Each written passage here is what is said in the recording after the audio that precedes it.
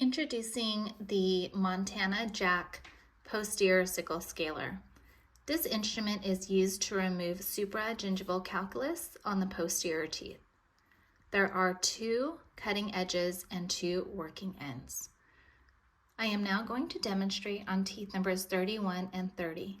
To find the correct working end, I'm going to hold the instrument to the distal of the tooth I'm going to scale.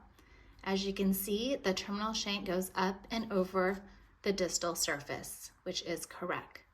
If I flip it to the opposite end, now that terminal shank is crossing over the tooth, which is not correct.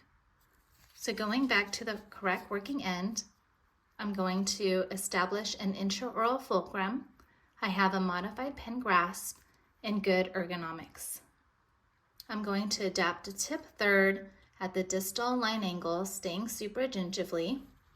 And I'm going to start with short, controlled, overlapping vertical strokes using a wrist activation as I work my way, going 51% into that distal interproximal.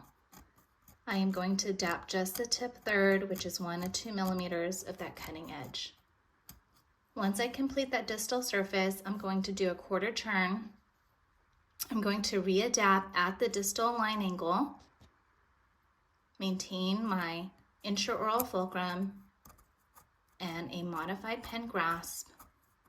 I'm now going to scale the buccal surface using short, controlled, overlapping oblique strokes across the buccal surface, maintaining that 70 to 80 degree angulation.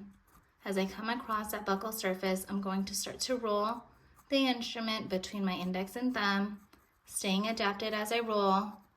And now I'm going to use short, controlled, overlapping vertical strokes, going 51% into that mesial interproximal. Once I finish scaling tooth number 31, I will now scale tooth number 30. Again, I'm going to start right at that distal buccal line angle, staying supragingivally, adapting just the tip third of the instrument, maintaining my modified pen grasp, intraoral fulcrum, and good ergonomics. I'm using vertical strokes, going 51% into that distal interproximal, short, controlled, overlapping strokes. Once I scale that distal, I'm going to come off the tooth, do a quarter turn, readapt right at that distal buccal line angle. Now I'm going to complete short, controlled, overlapping oblique strokes, staying supragingivally across that buccal surface of tooth number 30, staying adapted as I come across. Now I'm going to start to roll the handle between my index and thumb, staying adapted. Now I'm doing short, controlled, overlapping vertical strokes, going 51% into that mesial interproximal.